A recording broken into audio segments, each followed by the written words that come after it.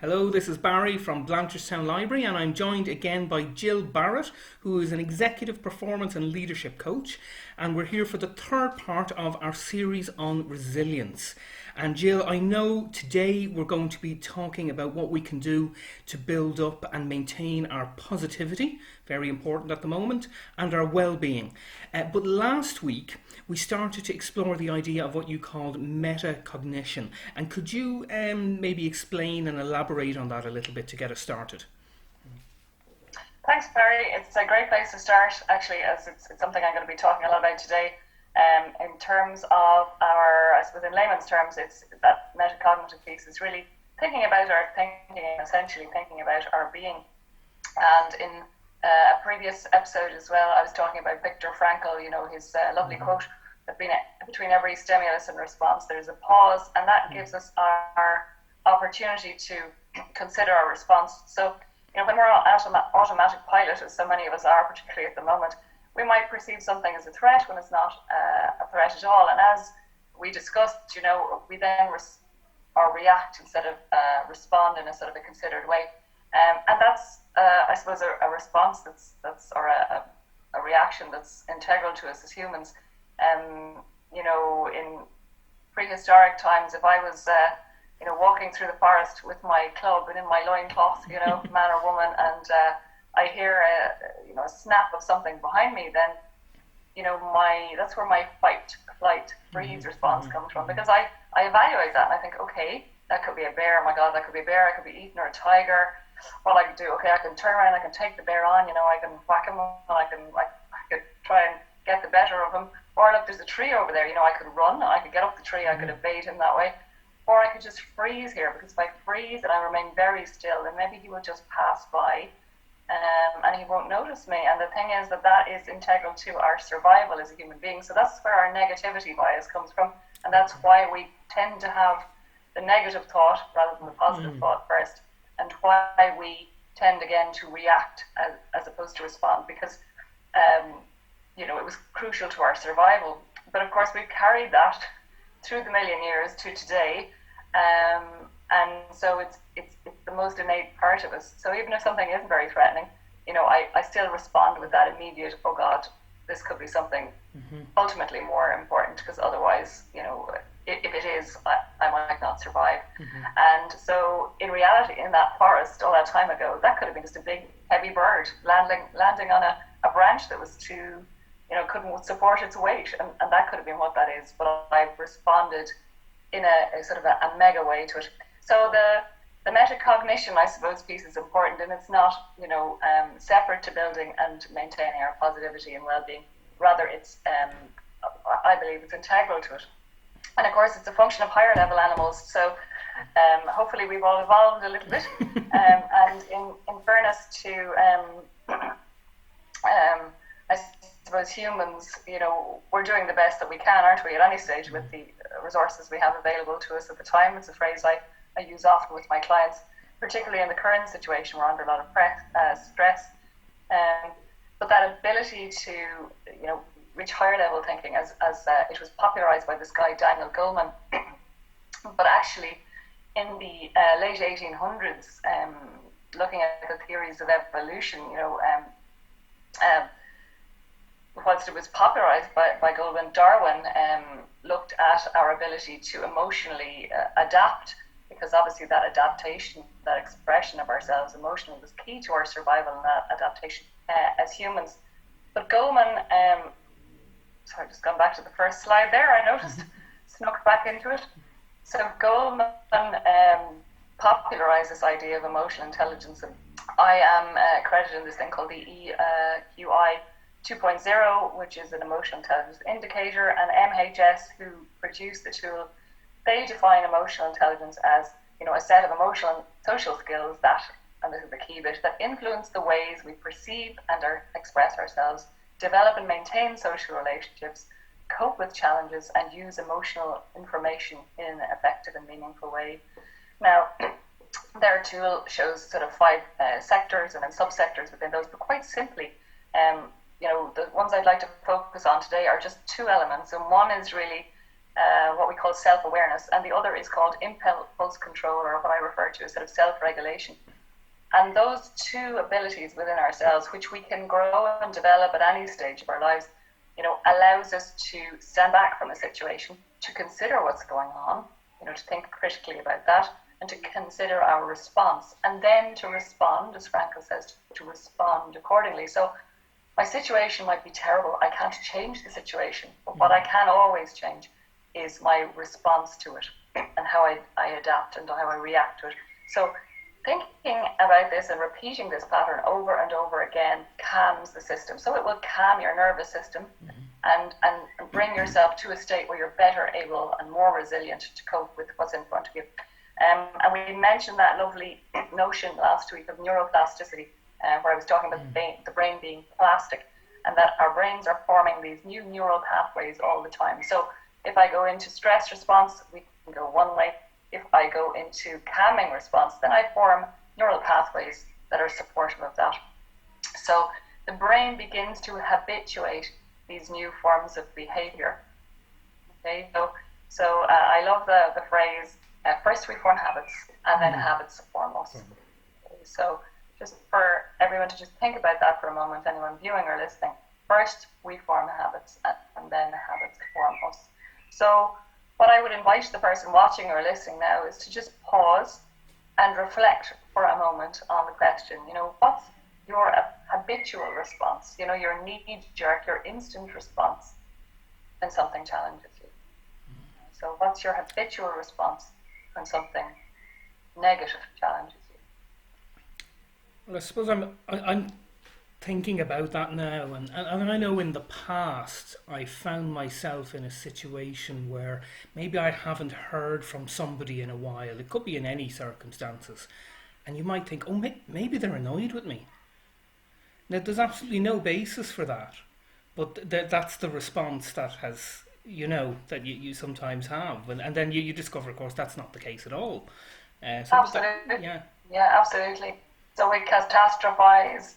And we use all these phrases, like I'll never be good enough, I'll never get a job, this pandemic will never end. We go through this cycle, and we fall into it so easily. And I was listening to, I'm segueing a little here, what's new, says Barry. There's a lovely guy called Joseph Goldstein, and he's a mindfulness guru, and he's in a lovely piece at the moment with Tara Brach and Rick Hansen. And I'm sort of stuck to it every night. And last night he was talking about the power of thoughts, the power of thinking. And he said awareness. So this awareness piece I'm speaking about is really important. That once we're aware of our thoughts, they have no power over us. Okay. So if I'm aware of them and I'm contemplating them and I'm questioning them, going, where's that coming from? Why am I feeling like that? All of these things. That's healthy. And that means we can just come out of the thinking. But when I'm not conscious of my thoughts, they can be lethal. Yeah. They can take me from 0 to 100 in 2 seconds, and nothing has happened for what's going on in my head. So, I'm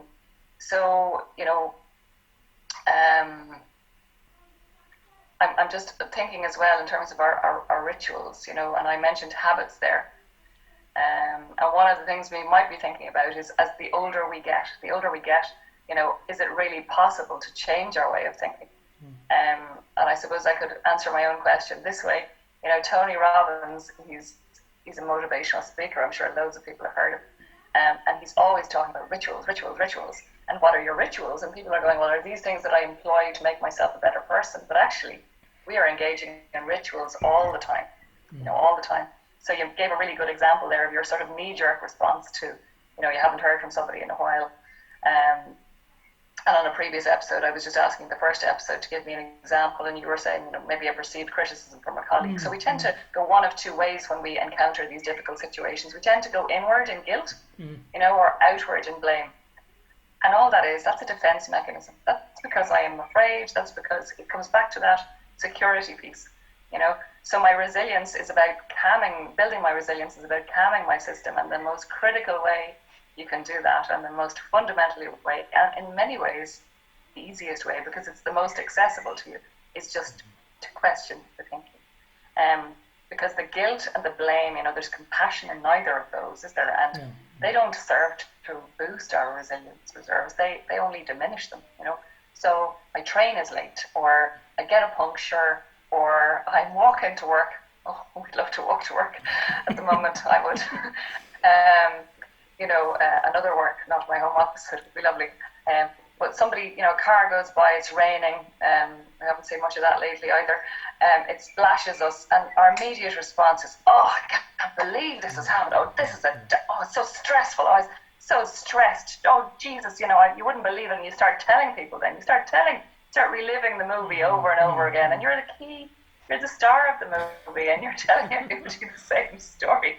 And all you're doing is, by sending that stress, disaster, awful, all these negative messages to the brain, I'm sending those stress messages to the control center. I'm flooding my system with cortisol. I'm, reinforcing this stress reaction of fight, flight, or freeze.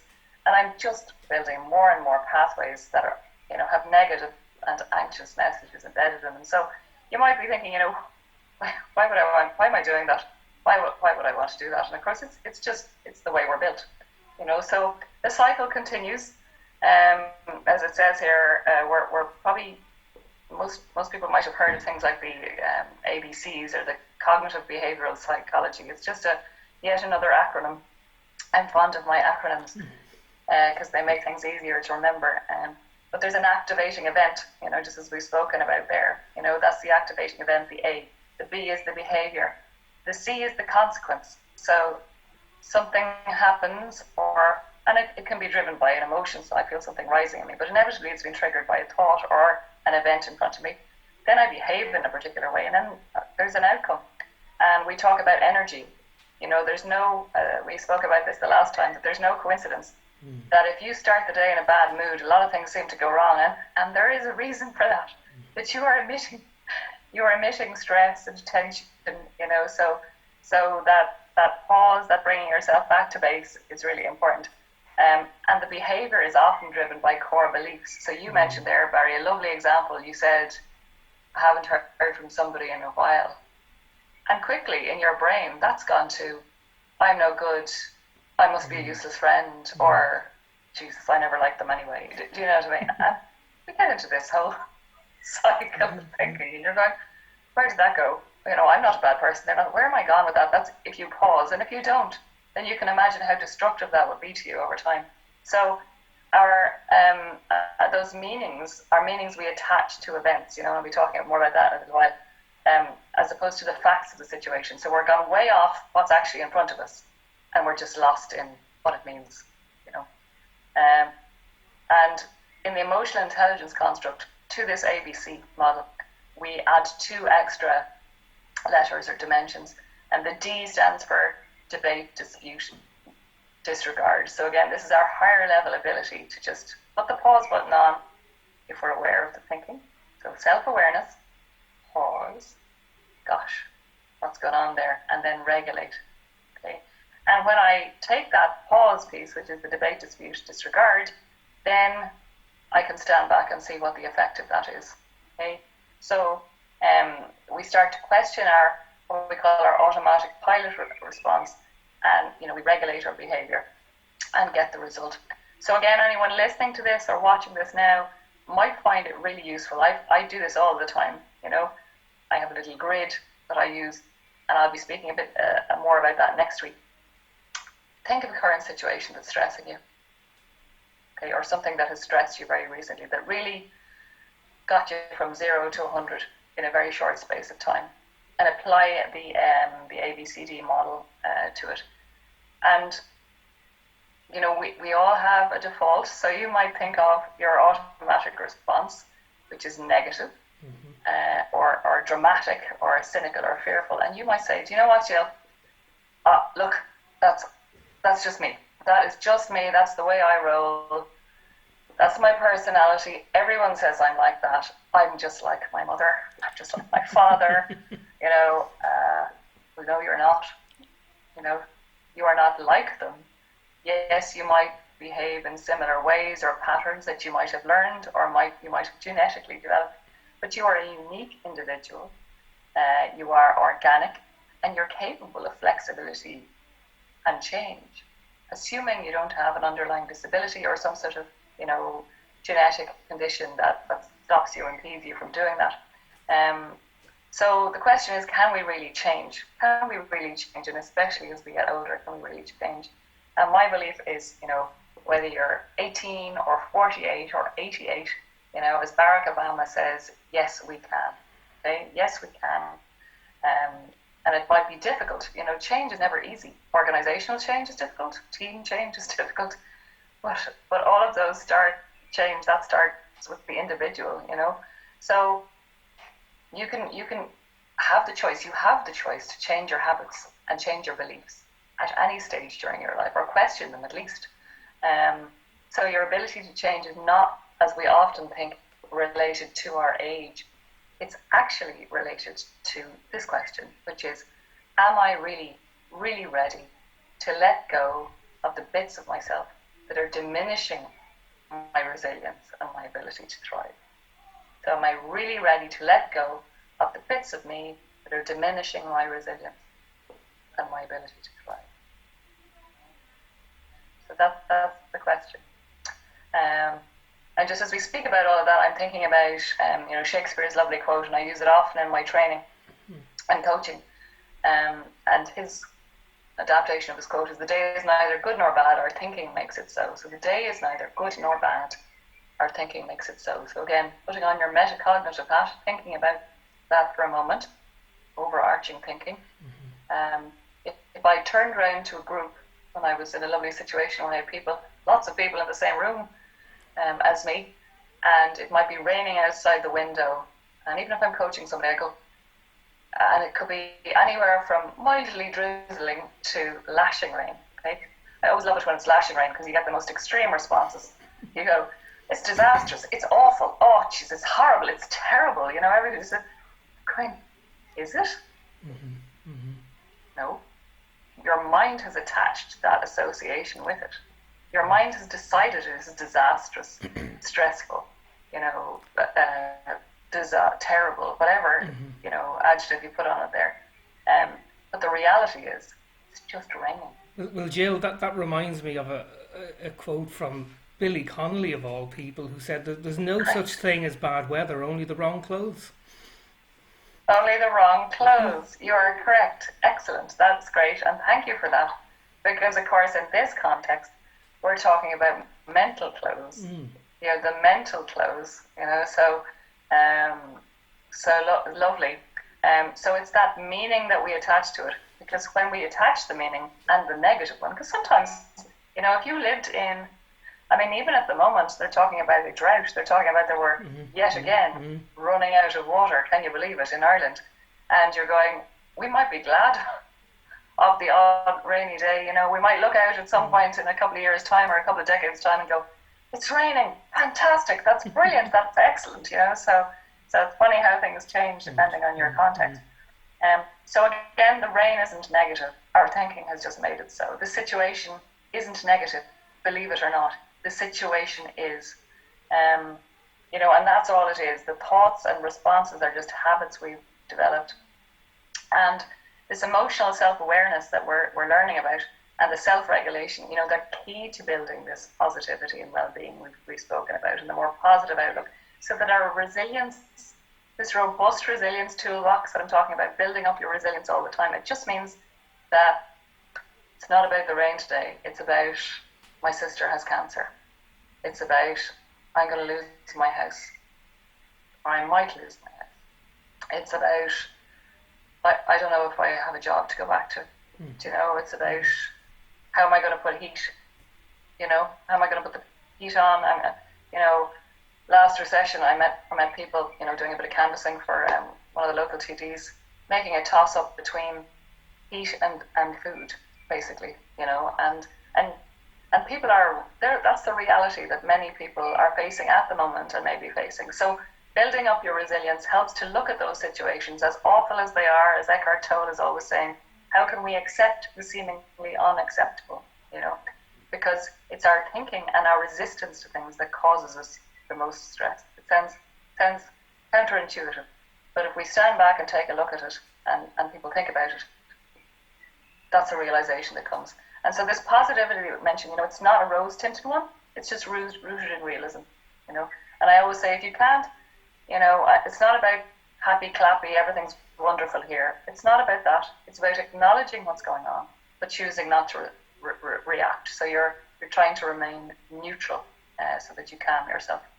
So as I put up this image, I was thinking, oh my God, is that a slice of bread in the background? But I think it's actually ground the answer running across.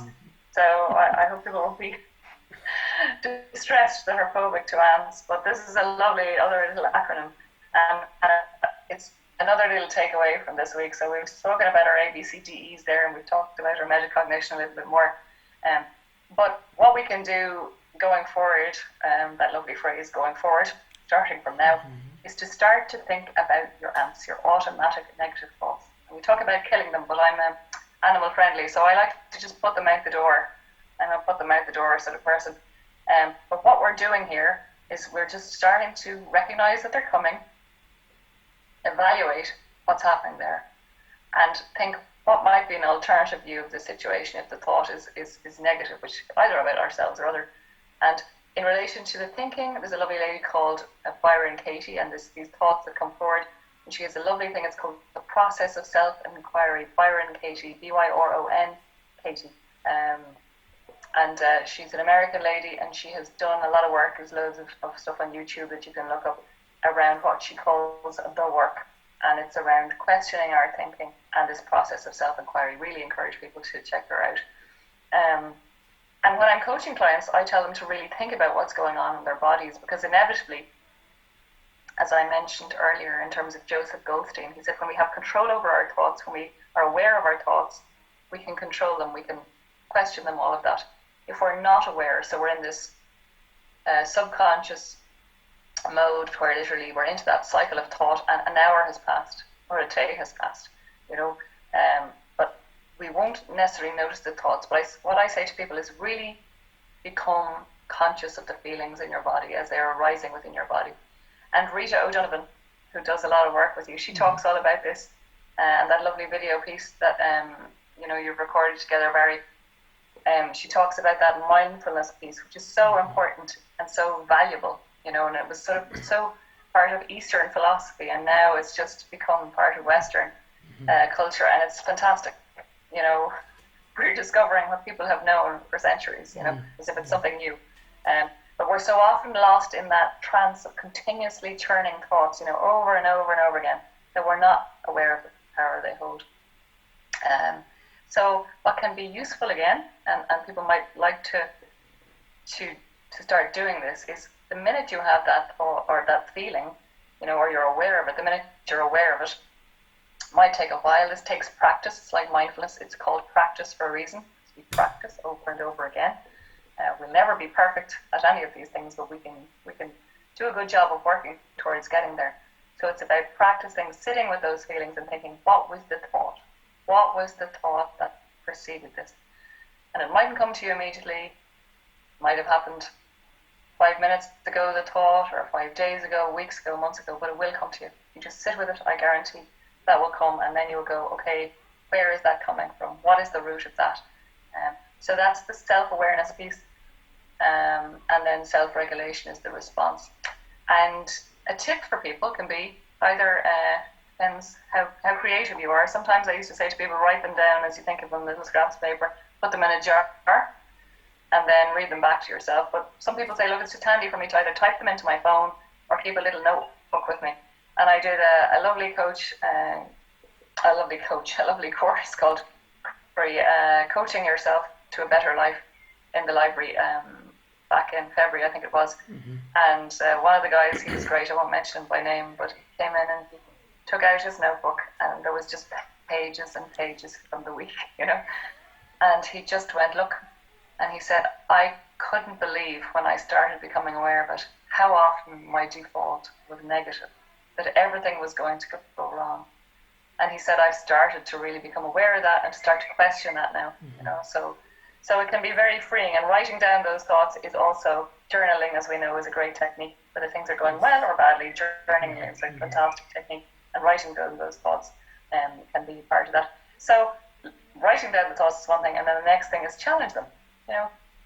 and see what's persistent, what's coming through persistently, because inevitably there are thoughts that we have over and over and over again.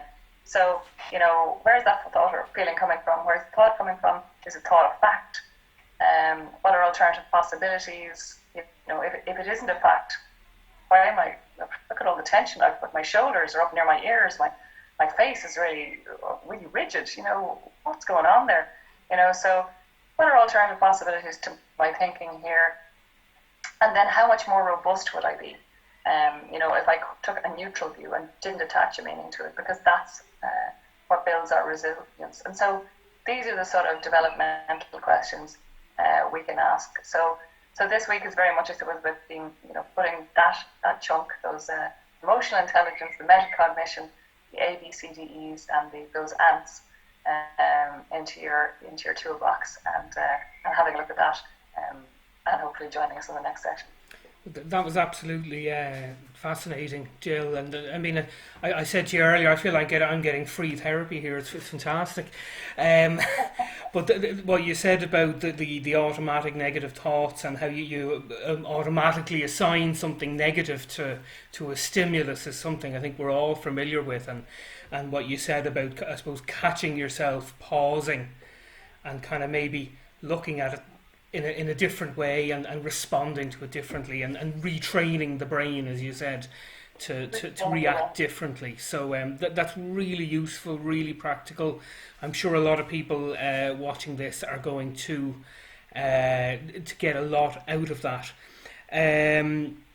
So obviously today we looked at cerebral approaches to building resilience, and in our final session, which we'll record next week, you're going to do a top 10 tips, I think, for really practical ways to enhance our resilience. And I love blog posts like that, top 10 lists. They're very easy to follow and to apply. And these are tips that will help us be better prepared to tackle whatever comes our way. Fantastic, Maria. Looking forward to seeing you next episode. Okay, we'll talk then. Thank you, Jill. Take care. Bye-bye.